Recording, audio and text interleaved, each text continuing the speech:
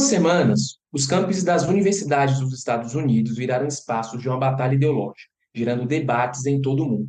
Enquanto militantes que se dizem, entre aspas, pró-Palestina, alegam estarem lutando pela autodeterminação de um povo, alunos judeus se dizem oprimidos e, em algumas situações, até impedidos de entrar em campo. Sou João Torquato, sou músico ativista do movimento negro, estudo os conflitos que se originaram a partir da desintegração da República da Iugoslávia, e esse é o Eu Com Isso, podcast do Instituto Brasil-Israel. E eu sou Anita Efraim, jornalista e mestre em comunicação política. A reivindicação dos militantes nos campi das universidades norte-americanas é justa? Em que ponto a luta pela autodeterminação palestina passa a ter caráter antissemita? Para nos ajudar a entender a situação, o nosso convidado é Eduardo Ravetti, estudante de PhD em Economia na American University, e ele também é membro do coletivo Judeus pela Democracia. Eduardo, muito obrigada por aceitar o nosso convite, e como vocês vão ouvir aí ao longo da conversa, pela dedicação, né? Inclusive, esteve em um desses acampamentos, depois que recebeu o convite para fazer o que eu estava chamando aqui de jornalismo gonzo, né? Foi viver a experiência, entender o que está rolando. Então, eu já vou começar por aí. Conta pra gente onde que você foi. Na sua universidade tem esses acampamentos? Você teve que ir para outro lugar? Onde você está? Para onde você foi? Começa contextualizando um pouco o nosso ouvinte. Tá. Bem, muito obrigado primeiro pelo convite, né? Eu ouço. Não posso falar que eu sou ouvinte fiel, mas eu devo ter ouvido 50% dos podcasts, dos episódios. Sempre voltando atrás, ouvindo lá atrás. Mas então, na minha universidade, na American University, não tem exatamente um protesto. Teve protestos pró-Palestina. Por acaso eu não estava. Eu soube de dois, com certeza. Um, eu estava no Brasil. Quando aconteceu o 7 de outubro, eu estava no Brasil, então eu acabei não vendo a reação aqui. Mas, pelo que eu entendi, todas as universidades daqui de DC, né, a Washington DC, a capital do Império, a gente estão concentradas, né, no acampamento na GW, né, George Washington University. Então, e é isso que eu fui fazer lá. Tipo, eu sabia que estava rolando algum protesto aqui na capital, não sabia se era na Georgetown ou na George University, perguntei para alguns amigos, vi na internet e acabei indo nesse acampamento. E assim, a George Washington University é no centro da cidade. Assim. É uma capital administrativa, então não tem aquela dinâmica de comércio, né, que a gente está acostumado. Se você é do Rio, de São Paulo, eu não conheço outras cidades, mas tem essa dinâmica. Aqui é bem administrativa, mas tem uma dinâmica de downtown, e é bem no meio, assim. Então não é um campus fechado, como a gente está imaginando aí, como é Colômbia, né? Ainda que seja no meio no meio da cidade, não tem esse espaço, mas tem esse espaço público. Então existe um grande gramado, que é o gramado da universidade, né? Eu acho que é o U-Yard, que eles chamam. E aí eu fui lá, falei, pô, vou ver qual é que é, né? Vou dar uma passada para ver o que eles estão fazendo, quem sabe até fazer umas perguntas para ajudar nessa gravação desse podcast. Eu acabei ficando lá umas 3 horas e meia. E aí foi bem interessante essa visita. Não vou negar, não. Foi bem instigante em alguns sentidos. Para começar, você chega lá e tem umas coisas muito legais. Por exemplo, você vê uma cozinha comunitária, então tem uma doação de comida, então todo mundo que está lá tem essa oportunidade de comer. Muitas barracas eu devo ter visto, cara, eu não contei, eu pensei em contar, mas eu devo ter visto umas 60 barracas, assim, pelo menos, talvez até mais, assim, então um acampamento que eu diria grande, diferente de muitas imagens que a gente vê por aí. Barracas são muito diferentes, então não é nada organizado. As pessoas aqui acampam muito, essa dinâmica de acampar de jovem no Brasil, de ir para Lumiar, essas cidades. Aqui as pessoas têm muito, aqui tem muito parque nacional perto, então as pessoas têm barraca própria. E aí eu fui para lá, primeiro dei uma volta geral no acampamento, e aí eu vi meio que uma biblioteca, era um cara meio sentado, eu fiquei lá conversando com ele, era um cara que está no terceiro ano na graduação, muito gente fina, ele não estava na liderança do acampamento, mas ele falou, aqui é um espaço, porque não é para pegar um livro, para conversar sobre filosofia. Ele está fazendo graduação em filosofia, e um cara muito gente fina, estava lá já há uma semana já. A gente não conversou de uma forma muito profunda com relação ao que está acontecendo no acampamento, mas eu senti algumas coisas dele, eu senti um cara bem aberto a conversar, ao debate. E um momento que aconteceu é que a liderança do acampamento saiu, e eles vieram para essa banca para ver o que estava acontecendo ali e tal, e aí eu senti uma coisa meio postura meio agressiva, assim, ele também sentiu, não foi só eu não, porque a gente conversou sobre isso. Ele julgando os livros que estavam lá, tinha livro, julgaram o Gandhi, por exemplo. A questão do Gandhi na questão do questão civil, a questão toda a questão sexual que envolve o Gandhi, que era irrelevante, porque era uma indiana que viu isso. Julgaram um outro livro ali, eu vi tudo ali, tinha tinha muito autor judeu, é importante dizer. Então tinha o Marx, né, se você considera judeu, tinha o Lenin, tinha o Kafka, bem, eu acho que tinha pelo menos até mais uns dois que não me vieram à cabeça. Não tinha nada especificamente com relação ao conflito Israelo-Palestina. E aí depois eu, por acaso, estava lá e eu vi que estava tendo uma coisa no centro e estava tendo uma aula assim, de Gaza, de forma geral, que aí quando eu, de fato, consegui ver o que a liderança estava falando. E aí você ouve coisas muito interessantes, mas ao mesmo tempo coisas muito complicadas, e no final, eu também, já que já conhecia quem estava lá, eles me viram que eu estava lá, e eu falei, cara, posso conversar com você? E aí fiz algumas perguntas e tal, e aí saem algumas coisas interessantes e outras coisas que fazem a gente refletir. E, Eduardo, quando a gente conversou antes do episódio, né, e agora também, né, você relatou que na sua universidade especificamente não tem esses protestos, você enfim, pontuou isso aqui, mas faz parte da sua vivência como residente nos Estados Unidos, né? Você trouxe um pouco disso no seu relato agora, né? Para além disso, né, desse relato que você trouxe, como você tem acompanhado esse movimento? E assim, qual foi o primeiro impacto, né? Enfim, você já meio que relatou um pouco do movimento, mas qual foi o primeiro impacto quando as notícias começaram a surgir da ampliação e do crescimento e da ocupação desses protestos, né? Eu vou ser bem honesto, assim, é meio engraçado. A gente, né, que é envolvido minimamente com o que acontece no mundo, até o Brasil, a gente tem muita noção de que está acontecendo tal coisa, você conversa na sua roda de amigos, você conversa a todo momento. E eu posso falar que a questão. Assim, eu tenho uma amiga, como eu falei um pouco antes do episódio, eu tenho uma grande amiga aqui do programa que eu tô, que é palestina, então esse assunto aparece com alguma frequência. Nossa relação é ótima, diga-se de passagem, adoro ela. Tivemos um momento lindo quando eu voltei de viagem depois do 7 de outubro, diga-se de passagem. Mas, assim, nem sempre esse assunto aparece o tempo todo. Assim. Eu vou te dar um exemplo que não é ligado a isso.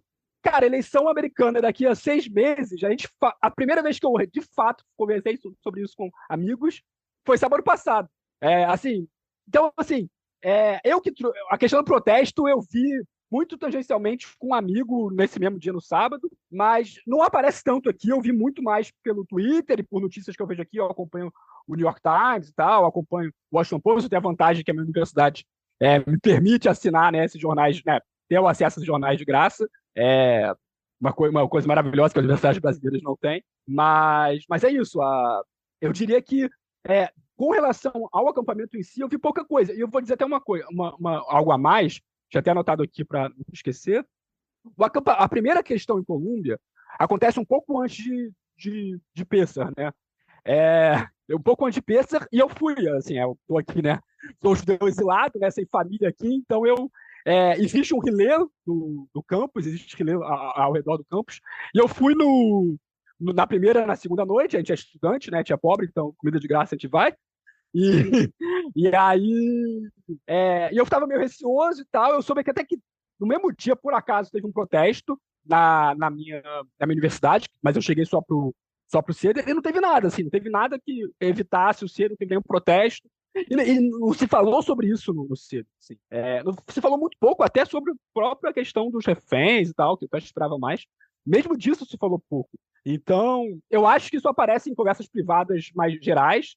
Eu estou num programa, bem ou mal, muito internacional, que por acaso nos últimos anos meus amigos são mais estadunidenses, mas ainda assim isso não é uma coisa tão presente. Mas assim, o meu primeiro impacto caramba, está acontecendo uma coisa muito grave aqui, muito tenso, porque de fato a questão universitária é uma coisa muito grande aqui. A gente tem essa noção do Brasil, mas o Brasil tem pouca universidade. Comparado daqui, cara, as cidades que DC tem 800 mil pessoas. Deve ter umas 8 universidades aqui. Então, assim, a gente está falando uma proporção inacreditável e é muito espalhado pelo país, não é só nas capitais. Eu sei que o Brasil não tem só as capitais, mas é muito nas capitais dos estados. Não, aqui é o contrário. Aqui você tem muito isso que eu não estou incluindo, sei lá, George Mason, que é na Virgínia, que é perto, Virginia Tech, que não é tão longe. Então, UMD eu não estou incluindo, que é muito grande, é muito boa, que é a Universidade de Maryland, que talvez eu chegue até mais rápido que a minha universidade aqui em DC, então, só para destacar que não necessariamente. Assim, é bem complicado, assim. De novo, chegou e eu fiquei muito impactado, porque eu estou aqui, então eu fiquei muito tempo assim, era final de semestre, então eu não tenho mais aula, mas eu estava corrigindo muita prova e muito dever de casa, mas eu ficava lendo muita coisa no Twitter, acompanhando o que estava acontecendo, então me impactou, mas eu não diria que impactou todo mundo aqui nos Estados Unidos. Uma coisa que eu queria que você ajudasse a gente a entender, Eduardo, é sobre a questão da violência, porque o que chega no Brasil, especialmente posts em redes sociais, etc., é que tem bastante violência envolvida. Você tem sentido isso? Não é em todo lugar? Colômbia tem sido talvez o epicentro, né, dessa questão. Colômbia é uma exceção? É só em Colômbia que isso está acontecendo?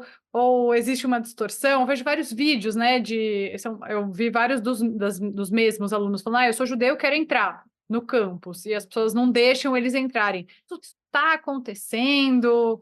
Ou existe uma distorção um pouco das redes sociais? O que eu vou falar agora é menos de um relato pessoal e muito mais do que eu tenho lido e acompanhado bastante. E assim, como eu disse antes de começar, não sei se eu já falei isso, mas eu pedi para amigos judeus daqui, e essa amiga palestina, para me mandar, assim que eu recebi o negócio, o convite para o podcast, me manda tudo que você tiver, podcast, vídeo, pode até ser em árabe, a gente usa Google Tradutor, isso é o de menos, assim, o que tiver. Então, eu vi muita coisa, particularmente no acampamento que eu fui ontem, tinha judeu, eu fui sem nada, né, eu sou meio paranoico, né, como bom judeu, sou bem paranoico, mas eu fui sem nada especificamente, estava até com um casaco da USP, então, né, para não mostrar nada, mas eu vi um cara com uma equipa e estava tudo certo, assim, mas é aquilo. A grande questão, e eu vou responder a pergunta, tá? Não estou querendo fugir disso, não. Mas até quando eu aceito o judeu só porque ele está concordando comigo, né? É isso, eu consigo ver ele ali porque, sei lá, ele está usando um broche que concorda comigo e está tudo certo. Eu não deixei. Quando eu fui conversar pessoalmente com um dos líderes, eu não falei que eu sou judeu, eu falei que eu ia falar num podcast, deixei claro isso, mas eu não falei que eu sou judeu, por causa de um pouco desse medo. Agora, respondendo a questão da violência especificamente, eu estive até bem rapidamente hoje num debate com uma dessas amigas judias, que está no meu programa, inclusive, sobre a questão da violência, e aí o dado que ela me mandou é o seguinte: que 99% dos acampamentos não tem nenhum caso de violência. É o dado que ela mandou lá Ela mandou o link e tal, e aí tal. A questão é que a definição de violência desse instituto é violência física. Então é corpo com corpo, né? Ou sei lá, bastão com bastão, o que for, né? Bastão com corpo, nesse sentido. E aí toda essa questão de evitar as pessoas de entrarem em espaços é violência. O próprio grito, e aí a gente pode entrar no debate de qual é o grito antissemita ou não, também é uma violência. Você não sentir a vontade de ir num específico espaço da sua universidade, vou te falar. Eu não, de novo, né? Eu não vi, não teve, como eu fui no acampamento só, não foi nenhum dia de protesto, eu não ouvi nenhum cântico pesado que a gente tem ouvido por aí, ainda que eu tenha ouvido uma coisa ou outra complicada. Mas se eu tivesse na minha universidade, um lugar que eu me sinto muito seguro, é isso, na minha universidade, cara, é aqui, que é meu lugar.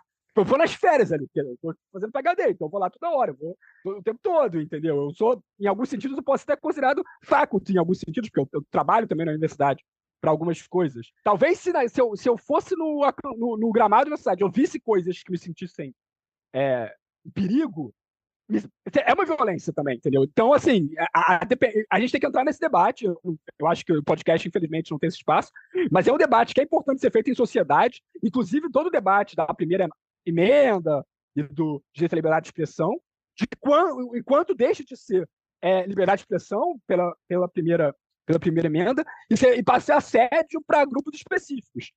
E eu vou dar um exemplo. Assim, eu acho natural que um protesto incomode. Então, assim, falar que o protesto está atrapalhando um aluno de estudar para as provas finais, que para quem não está no Brasil não está acostumado com isso, mas o semestre está acabando agora, a gente tem mais 1-2 semanas até as provas, em algumas universidades, até outras já acabaram. Tipo, isso, ok, entendeu? Vou dar um outro exemplo. Colômbia, uma das questões pesadas de Colômbia é que daqui a pouco ia ser a graduação das pessoas. Então, tem todo o negócio que a gente viu nos filmes, que as pessoas usam aquelas becas, um grabadão. Eu até cheguei a ver, por acaso eu fui a Colômbia uma vez, eles estavam organizando, e essa é exatamente essa situação. Nessa época do ano, aquele gramado que eles estavam ocupando já estava cheio de cadeira, cheio de coisa para organizar, para essa graduação. A graduação agora vai ser online? Eu concordo, é triste. Se fosse a minha vez, eu ficaria muito chateado, tudo isso. Mas protesto, se for protesto para incomodar, não faz sentido, entendeu? O objetivo é incomodar para tentar ter mudança. O problema passa a ser se o incômodo é específico, ou em alguns momentos específicos, para judeus. Se os judeus especificamente não se sentem à vontade ou são especificamente impedidos de entrar. E a gente está falando assim, numa universidade que tem um acampamento com, sei lá, 1.000 pessoas, todo mundo acaba conhecendo a outra pessoa. Então, mesmo que eu não esteja usando uma roupa que sou sionista, para não falar só de judeu, sou sionista, alguém no acampamento pode saber, aquele cara é sionista, não deixa ele entrar, não. Eu não estou falando que está acontecendo, de novo, eu não sei. Mas a gente viu vídeos disso acontecendo e são reais, assim, são reais. E por quê? Por que são reais? Por que eu consigo acreditar? Porque o que eu vi ontem no acampamento que eu fui, o que eu estou vendo os relatos, eu tenho até, se eu posso, se quiser, eu tenho uma amiga judia que estuda na George Washington, ela fala da vivência dela já há 3 anos na universidade, os casos de antissemitismo que ela viveu, por exemplo, de destruição de rolo de Torá, de suástica, de cânticos muito mais pesados. É uma questão muito complicada. E eu consigo acreditar nisso porque, pelo que eu ouvi, ele vê o sionismo como mal, assim, é como o mal, assim, na Terra, assim.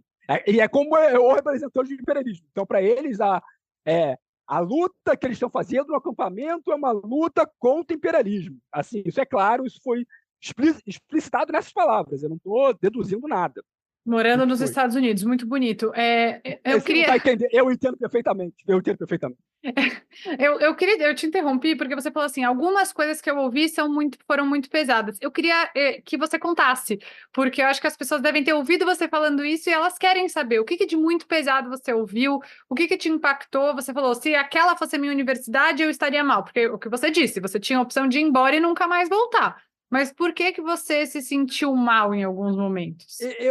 Eu me referia às duas coisas com relação a ir embora. A coisas que eu ouvi em vídeos e a coisas que eu ouvi lá. Coisas que eu ouvi lá é engraçado, porque assim, porque no vídeo, como é grito, tipo, você se sente muito mais impactado. Quando é numa palestra, você tá mais tranquilo, mas coisas que são impactantes, que nós temos ouvindo por aí, e eu ouvi ao vivo, tá? Resistência. E toda forma de resistência é válida. Foi falado dessa forma. Então, e é claro que eles vão falar, poema vale, porque eles estavam citando um poeta ali específico, literatura vale, mas eles falam, toda forma de resistência vale. Então o 7 de outubro é válido, é isso? Esse é o discurso. Eu vou chegar lá, e a resposta é sim, mas eu posso chegar lá. E aí teve um momento que uma pessoa, que eu até acho que era judia, eu não ouvi muito bem o áudio nessa hora, né, dessa pergunta não foi tão bom. Ela falou, olha, eu estava no protesto lá em 1996 pelos trabalhadores, sei lá o quê. Ela falou, era uma mulher, sei lá, de 70 anos já. E ela falou, tá, mas eu quero saber, eu venho para esse acampamento, eu gosto do que você está falando, mas quando eu ouço sobre o 7 de outubro, ou quando eu ouço sobre o Hamas, eu não sei como responder, o que eu falo? E a resposta foi, toda reforma de violência vale a pena. Então, assim, a questão dos civis não entra na conta deles.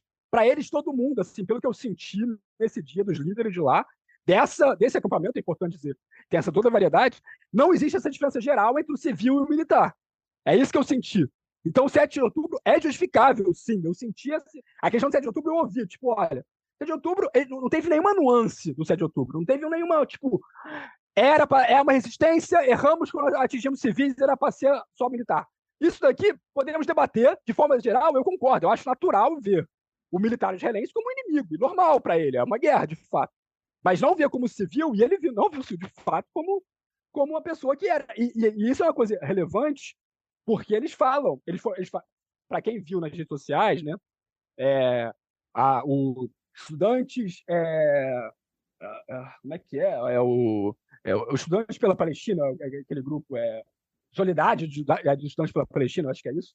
Eles têm aquele texto que fala, tem aquela carta da ONU que fala que a resistência é justificada em caso de opressão. E eles reafirmaram isso ontem, no que eu ouvi, com relação ao 7 de outubro. Eles estavam justificando o 7 de outubro a partir dessa perspectiva da ONU, que é uma distorção da realidade, porque ele está falando uma questão militar, não uma questão de civil.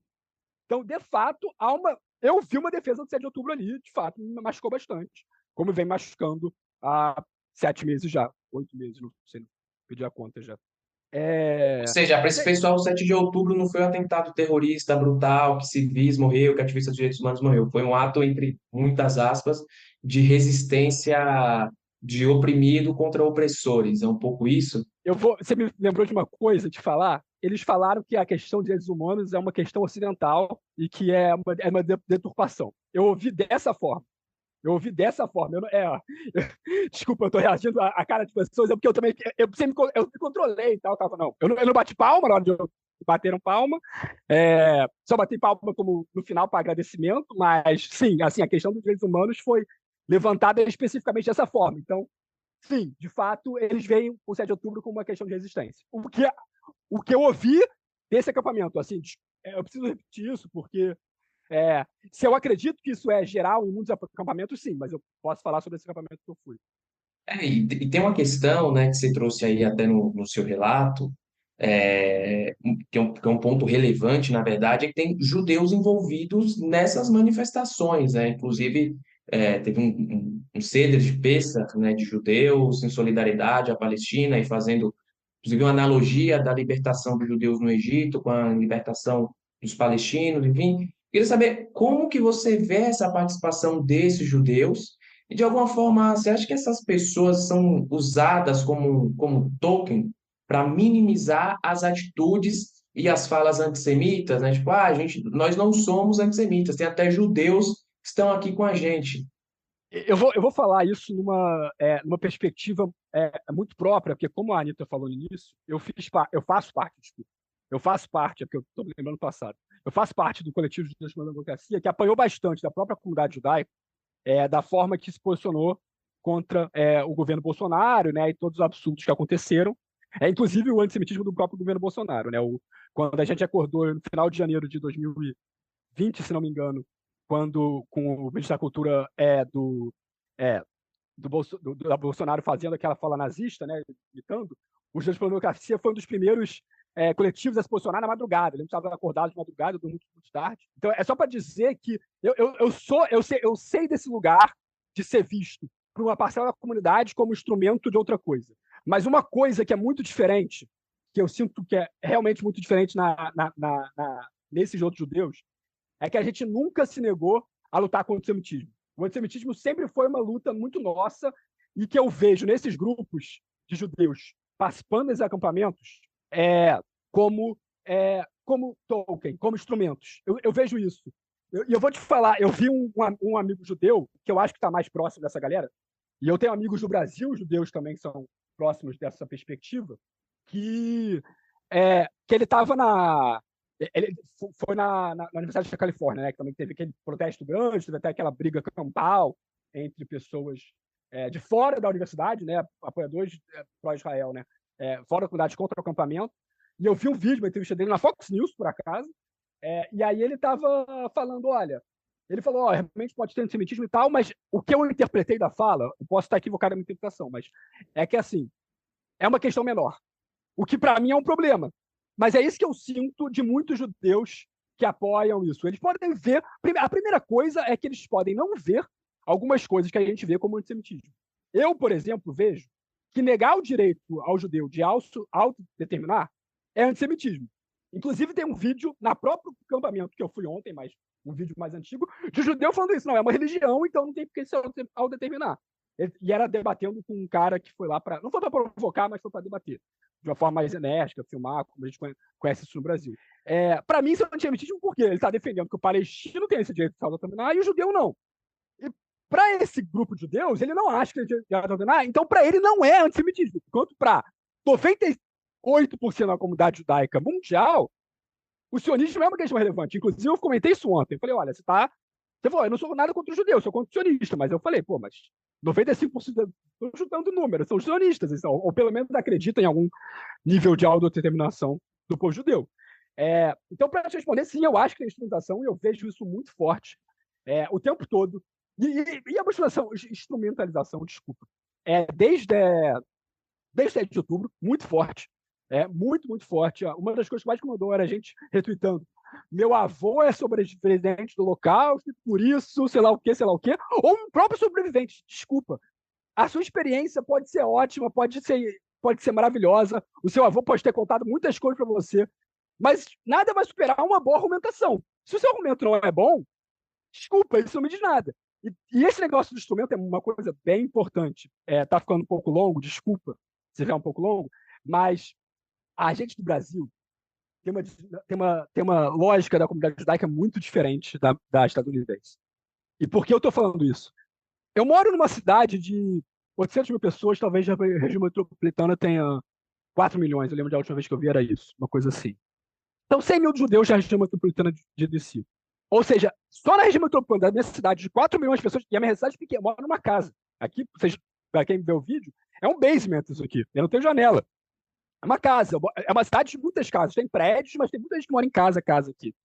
A gente está falando de uma população de judeus da mesma ordem de grandeza de judeus do Brasil inteiro. Então, só aqui, se eu andar de carro 2 horas de carro, assim, numa área, eu consigo ver a mesma quantidade de judeus que tem o Brasil inteiro. Então, assim, se você tem um grupo de 50 mil judeus que apoiam esses protestos, é muita coisa para a nossa lógica brasileira, mas é muito pouco para cá, para 6 milhões de pessoas.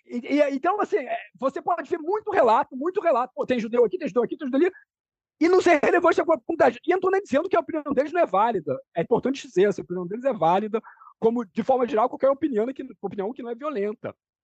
O problema maior é que, assim, quando aparece um relato ou relatos, parece que é muita gente, mas às vezes não é representativo. É só isso. Cara, esse vídeo do Seder de Pessah, ele me pegou, assim, de muitas maneiras, né? E eu acho que uma das coisas que mais me incomodou e mais me deu essa sensação de Tolkien é que Pessah é uma das festas mais familiares que tem, né? No sentido de que o mais importante não é ir à sinagoga, o mais importante é se reunir em família. E aí um desses participantes judeus fala assim, não tem nenhum lugar no mundo que eu preferi estar do que aqui. E eu fiquei meio com a sensação de, meu Deus, você poderia estar reunido com a sua família, você poderia estar com as pessoas que você ama, e o que você mais queria era estar nesse acampamento. Então eu fiquei meio com essa sensação de desculpa por existir, sabe? Como se o judeu, por ter passado nas Américas, a ser lido como branco, ele tem que pedir desculpa por existir, por ser esse opressor horroroso. Eu acho que isso é muito até constrangedor, sabe? Nesse vídeo do Seder de Pessah, que quiseram passar exatamente essa impressão do que você está falando, né? De olha quantos judeus, sendo que, tipo, é isso, nos Estados Unidos tem muito judeu, então não quer dizer que seja uma coisa realmente representativa, né? Enfim, queria tecer esse meu comentário sobre o vídeo, porque eu fiquei muito constrangida, mas a minha pergunta, na verdade, era sobre como você tem sentido que está o clima para os alunos judeus no país em geral, com quem você tem trocado, e também para os israelenses, né? Porque tem bastante israelenses, você tem contato com essas pessoas, eu acho que elas não devem estar muito confortáveis, mas, enfim, também não estou aí para dizer. Assim, tem 10 dias que isso começou. E, de novo, a minha universidade não vi nada. Eu vou fazer um relato pessoal. Tem não de 10 dias, mas de 7 de outubro, né? Eu estou no aspecto da esquerda, né? Geral do campo político. O que significa que eu tenho, né? Como a maioria das pessoas que vêm aqui nesse podcast, né? Estão preocupados com o massacre, com o banho de sangue, com a palavra que você decidiu usar, eu não me incomodo com a palavra que você quis usar, que está acontecendo em Gaza. Inclusive, pode usar genocídio. Eu não acho que é errado chamar. Eu não concordo, mas eu não acho que seja antissemitismo chamar de genocídio. É importante dizer isso, assim, nesse momento. Tenho grandes amigos judeus, israelenses, que chamam de. Mas a grande questão para mim é que eu estou numa situação meio fácil, né? Tipo, quando teve um protesto aqui em DC, pelo cessar-fogo, eu fui com meus amigos da universidade. Para quem quiser me achar no Twitter, eu fiz uma enorme thread mostrando casos de antissemitismo que eu vi, muito, muito duros, inclusive, mas que me fizeram ir mesmo assim por causa do banho de sangue que estava acontecendo já em novembro. Isso foi, sei lá, a segunda semana de novembro. Mas, ao mesmo tempo que eu tô nesse lado, tem coisas que eu ouço que eu não gosto, porque vai além. Um exemplo, e eu acho que no caso dela é bem entendível, quando a minha amiga palestina, e eu entendo perfeitamente, tá com uma camisa com o mapa da Palestina completa, eu nem acho que ela é a favor de Israel, ela não é nem de perto disso, nem perto disso. E eu acho que, no ponto de vista dela, isso me incomoda, mas eu acho ok. No caso dela, isso eu contei. Mas quando aparece uma roda de conversa, esse tipo de coisa, de pessoas que não são diretamente envolvidos, tá? Que não são diretamente envolvidos. No caso dela inclusive a tia dela morreu num dos ataques israelenses em Nablus, depois do 7 de outubro. É, mas, mas isso me incomoda. Então, e nesse momento eu me afasto. E para quem me conhece no Brasil, eu sou um cara que gosta de debater, gosta de conversar. E você pode pensar, olha, o Eduardo não está conversando, eu prefiro não. Porque eu sinto que se eu falar alguma certa opinião ali, talvez me julguem socialmente, entendeu? E assim, eu estou falando isso e é muito pouco isso. De novo, eu estou muito perto do espectro político deles, muito perto, talvez até em alguns sentidos até mais, mas isso aparece. Mas eu não posso dizer de forma geral. Eu li um relato de uma pessoa de alguma universidade, eu não lembro qual que no que ele, sei lá, se define como sionista, sei lá, não era nada absurdo que ele falou, ele foi excluído do ciclo social dele. Simplesmente isso, assim, todo o ciclo social da universidade dele, ele foi excluído, e no final ele acabou, sei lá, transferiu para online, vai fazer online, que é mais pisar no campus. É um relato, de novo. Assim como toda a representatividade dessas questões pelo acampamento talvez não seja representativo de todos os judeus, eu não posso falar se todos os judeus são representativos nesse tipo de violência.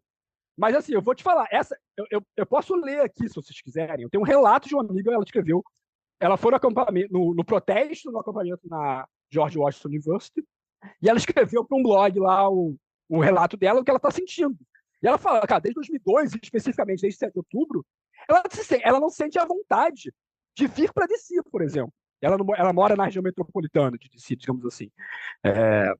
Bem perto mesmo. Mas que é bem comum, que é bem inclusive. Inclusive, tem muito judeu morando na região metropolitana.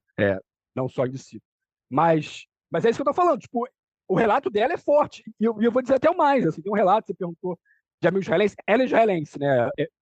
Eu não lembro exatamente qual é a condição dela, se ela é nascida lá, se ela também é nascida lá, mas a mãe dela é israelense. Ela tem até um hebraico decente.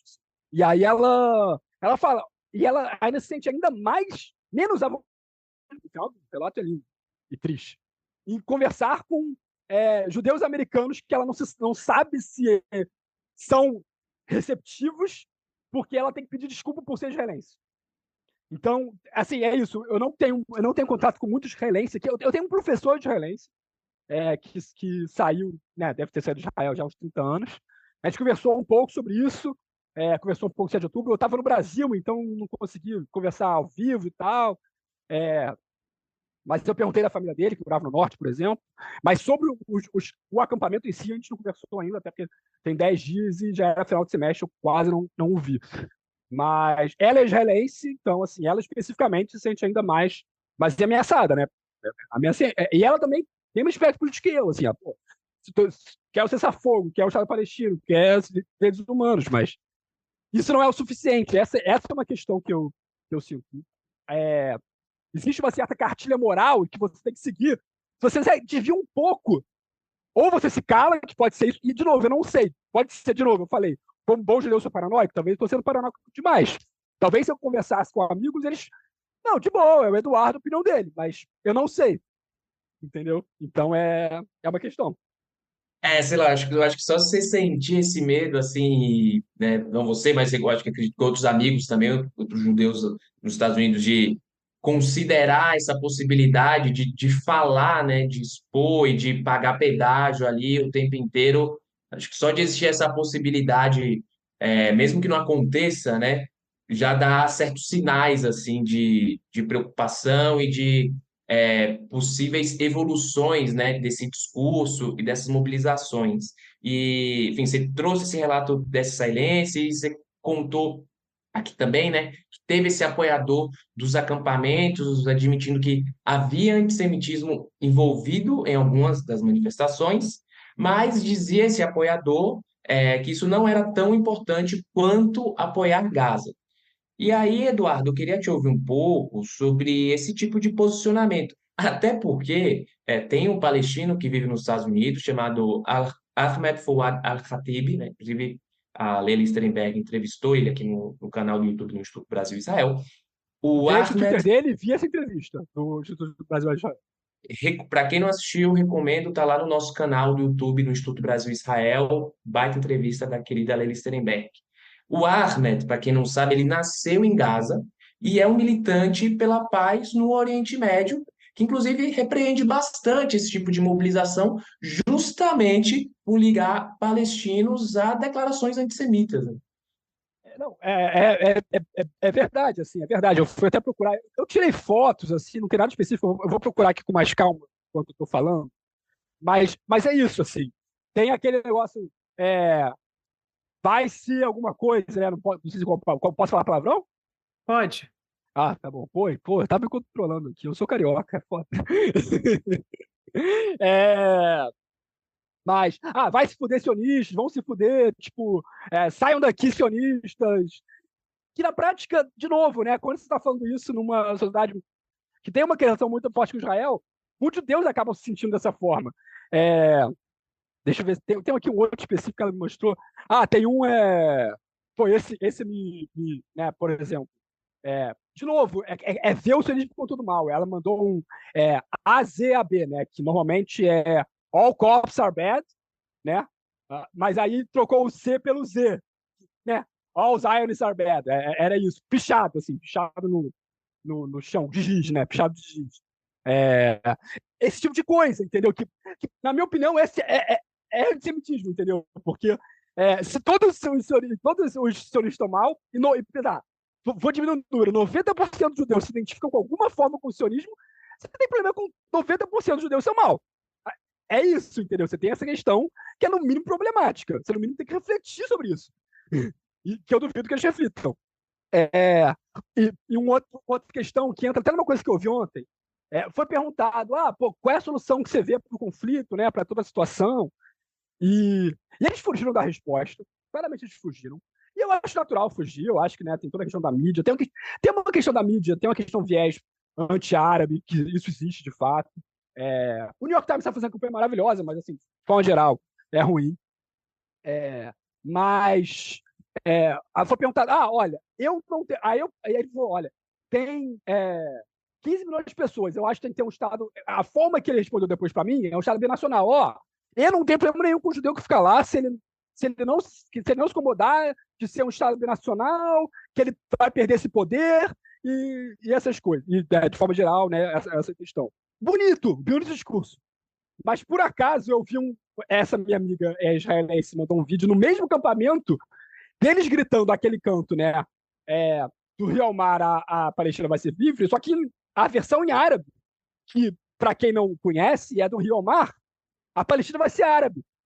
Então, assim, é um discurso contraditório, né? Que, ao mesmo tempo que ele fala, não, eu não tenho problema do judeu ficar lá, mas ao mesmo tempo ele está falando, não, mas vai ser só árabe aqui. Não. O problema é isso, né? Eu acho que eles não percebem. Eu acho que tem mau caratismo, não vou negar, mas tem uma galera ingênua ali de estar tendo o primeiro contato com esse negócio, e com todo o banho de sangue é normal você se indignar com a situação e você fechar, tapar os ouvidos para algumas coisas que você ouve, e, de novo, é problemático, é antissemitismo, mas é isso, você está falando que é árabe, então se vai ser árabe, vai ter que expulsar as pessoas, mas vai expulsar as pessoas, né? O que vai acontecer? Então, de novo, né? Todo debate que a gente está tendo hoje. Mas, desculpa, eu não sei se eu respondi a pergunta, faltou alguma coisa. Não, acho que você respondeu, até aproveitar aqui para complementar, que o Ahmed, lembrando, é palestino, nasceu em Gaza e tudo mais, também fala muito sobre a questão do Hamas. Ele critica Israel, mas ele também não deixa de falar do Hamas, que mata civis, que desampara palestinos, né? Então ele fala, o Hamas não protege os palestinos. E um dos pontos que ele levanta sobre essa suposta resistência palestina nas universidades dos Estados Unidos é que sim, tem apoio ao Hamas, ou no mínimo uma bela de uma passada de pano para o que é esse grupo terrorista. Você viu esse apoio ao Hamas em geral? Você falou dessa ideia de resistência, acho que esse já é um caminho das pedras, né? Mas conta um pouco para a gente sobre esse ponto. Eu não posso falar que eu vi um apoio ao Hamas, mas teve uma passada de pano gigantesca ao Hamas que eu vi ontem na conversa. Sim, foi ótimo você levantar, eu anotei aqui, mas né, muita coisa, vai esquecendo, sim. Foi perguntado especificamente, mas o que eu falo do Hamas? Alguém perguntou, né? Pô, como é que eu respondo?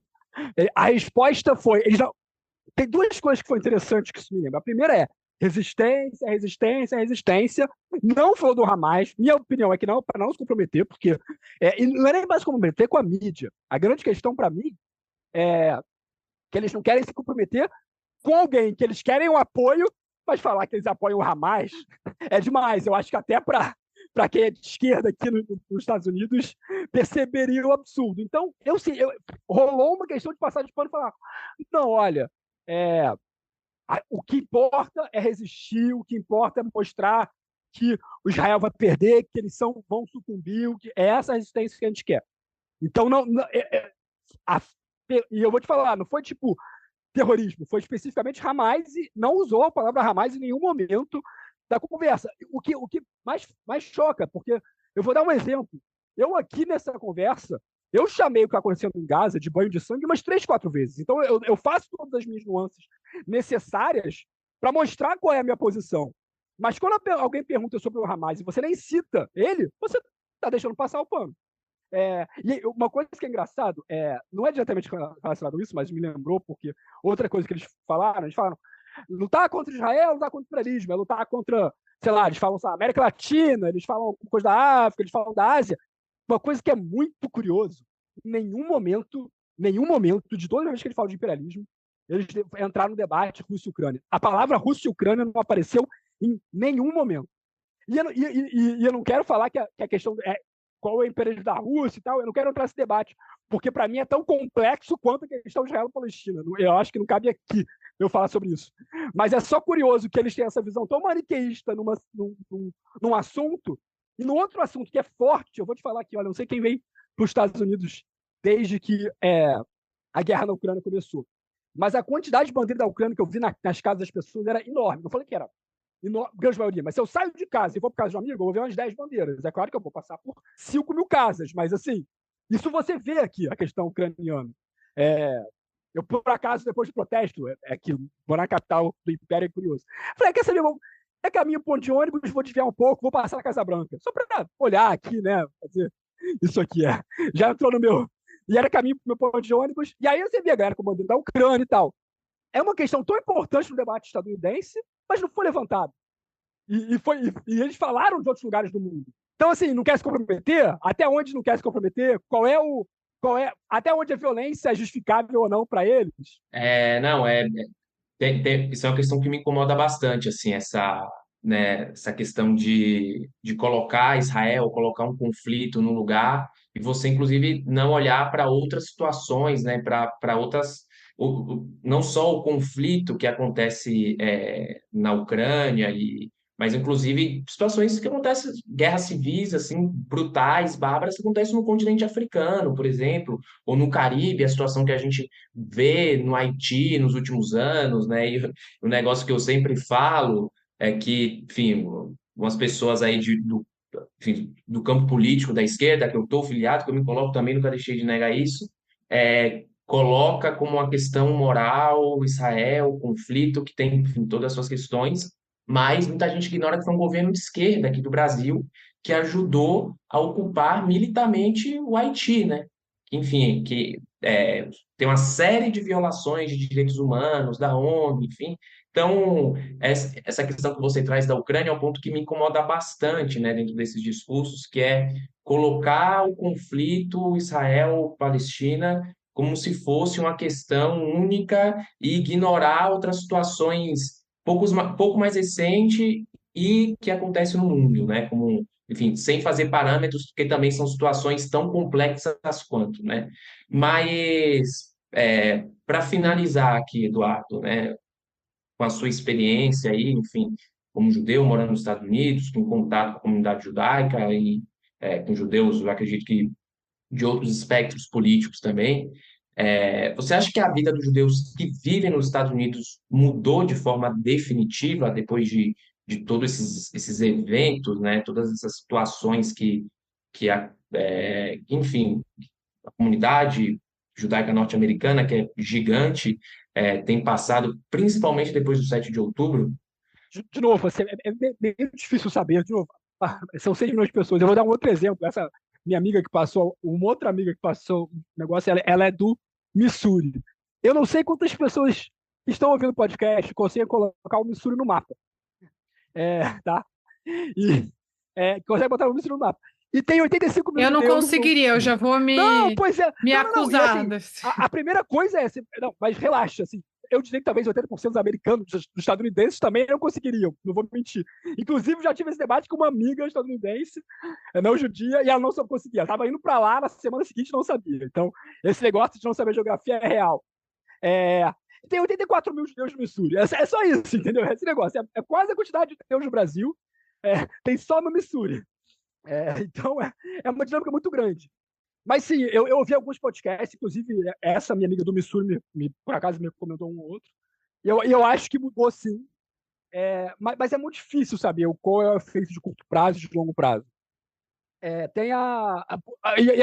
vou te falar uma coisa muito, muito próxima com isso. Assim, de novo, estou comparando com a minha experiência, então é difícil, porque eu estou misturando um pouco do Brasil. Eu não tenho a menor dúvida que a relação dos brasileiros de esquerda com a esquerda mudou bastante, não só desde o 7 de outubro, mas depois já falo do Lula. Eu posso falar por mim, por exemplo. Mudou muito a minha relação. E eu acho que não é nem pela questão institucional dos Estados Unidos, né? Porque o Biden é pró-Israel, assim, ele não apoia, não é bibi, mas ele apoia Israel, tá? Continua mandando dinheiro, tem toda a questão disso. Mas o parceiro dele na escola, na universidade, no trabalho, que ele não estava junto em algumas coisas, virou as costas para ele. Eu sinto isso, né? Tem muito do judeu que ele virou as costas para ele. E eu vou te falar um negócio. Eu fui no. Eu não sou religioso, mas eu gosto de comemorar as festas e tudo isso. E eu fui no Yom Kippur na minha sinagoga, na sinagoga que eu gosto de ir aqui, não vou sempre eu fui aqui. E o rabino, na prédica dele, a gente está falando em setembro do ano passado, Yom Kippur, para quem não lembra, foi antes do 7 de outubro. Às vezes, normalmente, às vezes depois, mas nesse caso foi antes do 7 de outubro. E na prédica, ele criticou o Bibi, porque naquele momento era questão da própria da reforma judicial, do golpe judicial, que para quem acompanha, estava rolando aqueles protestos. Então, assim, é uma comunidade profundamente democrata, né, no sentido do Partido Democrata, então de esquerda, nesse sentido, pelo menos do ponto de vista americano, não brasileiro, é importante destacar, mas eu sinto que eles se sentiram meio traídos em algum sentido, eu sinto isso. Mas é meio dividido. Essa minha amiga, né, estadunidense e israelense ao mesmo tempo, eu acho que ela se sente muito afastada, ela não sente a vontade em muitos espaços. Por outro lado, o judeu que, né, Jewish Voice for Peace, ele está tranquilo com isso. Para responder a pergunta, é muito difícil saber com muito pouco tempo. E é uma coisa que é interessante. Nessas universidades, muitas dessas universidades está tendo protesto, tem uma presença muito grande de judeus na universidade, não no protesto, né? A Colômbia acho que é 15% tem judeu. A minha é tipo 20%, é um negócio muito grande. Mas a grande questão para mim é essa. Se eu fosse chutar, de novo, é muito difícil, eu não tenho bola de cristal, e eu não tenho a dinâmica da comunidade estadunidense, né? A comunidade judaica estadunidense. Mas a minha impressão é que está mudando, de fato, não tem como. Eu vi um vídeo eu não preciso achar esse vídeo, foi me recomendado, falando sobre a lógica do judeu americano, que eu vim para cá e eu fui aceito, e é por isso, e como eu fui aceito, né, por essa sociedade, e é por isso que teve tanto judeu que apoiou a questão dos direitos civis. Ele passou por isso, né, na conversa. Porque, pô, se eu vim da perseguição na Europa e eu passei a ser aceito nessa sociedade, no novo pacto de uma sociedade, todo mundo tem que ser aceito. E eu fico refletindo, depois de ver esse vídeo, que o judeu, hoje em dia, ele é aceito como ele era há um ano atrás. Talvez o judeu que concorde com a maioria. Porque o grande problema do judeu aqui, como ele é democrata, né, ele não é nem republicano, e não vamos ignorar que os republicanos são profundamente antissemitas, se calam para manifestações nazistas que acontecem aqui embaixo no sentido sul, em Charlottesville, que também tem a lógica da primeira emenda. A direita americana é profundamente, né, todos os atentados que vemos em sinagoga nos últimos anos foram promovidos por radicais, por extremistas de direita. Mas assim, aí agora, ao mesmo tempo, tudo bem. Na direita eu não estou nem conversando com essas pessoas, mas quando ele olha para a esquerda ou para os democratas, né, aqui, e também não se sente à vontade, eu sinto que isso vai acabar mudando, vai acabar tendo algum tipo de afastamento. Eu não estou dizendo que vai ter afastamento eleitoral, tá? Eu não estou nem falando desse ponto de vista. Se eu fosse chutar, vai continuar votando no Biden, até porque o Biden, né, de bem ou mal, as duas Israel. Mas eu acho que vai ter algum tipo de afastamento. Não sei qual é a longo prazo, aí realmente temos que acompanhar um pouco mais. Eduardo, muito obrigada por compartilhar com a gente a sua experiência, por ter feito esse esforço, ido lá, visto mais, vivido, né, para além do que você viu na imprensa. Realmente foi muito legal contar com você para compartilhar tudo isso. Então, lembrando que a gente conversou hoje com o Eduardo Ravetti, que é estudante de PhD em Economia na American University, membro do coletivo Judeus pela Democracia. Quem quiser, siga ele no Twitter, né, quem também tiver Twitter, porque ele compartilha lá vários relatos também, assim que a gente conseguiu chegar nele, além da indicação do nosso sempre querido Rafael Cruxin, um beijo para ele, que foi quem indicou a participação do Eduardo. E obrigada mais uma vez e volte sempre. Muito, muito obrigado. Bem, para quem seguir sabe que eu estou falando pouco sobre isso, mas é muito Flamengo, que infelizmente, né, não está muito bem nos Faz últimos parte. anos. Mas não muito economia, não vou mentir. Então, se você vai procurar para economia, eu não vou procurar, não se preocupe, eu não falo muito, deveria falar mais. Mas é isso. É isso. Muito obrigado. E tem uma coisa que eu acabei deixando de falar, que é a questão da repressão que aconteceu aos acampamentos. É importante estar claro. Não existe nuance aqui. A repressão aos acampamentos foi um absurdo. Não existe defesa aqui, a despeito de acusações de antissemitismo que a gente falou aqui. É bom lembrar que assim, o que a polícia fez em Nova York, a minha amiga, ela é de Tulane, que é em New Orleans, tem tanque na universidade. Não há a menor necessidade. Os estudantes estão desarmados. A universidade tem formas de punir os estudantes ou de reduzir o poder dos estudantes nesses acampamentos que não envolva a polícia. É assim que deveria ter sido feito. Acima de tudo, a despeito de uma questão moral de não usar a polícia, pragmaticamente foi uma burrice. A primeira vez que eles tentaram tirar o acampamento de Colômbia com a polícia, o número de acampamentos ao redor do país cresceu e muito. Então a gente não pode esquecer, tá, em todo esse debate que a gente falou sobre o que está acontecendo dentro dos acampamentos, que a forma de combater não deve ser a que foi feita até agora.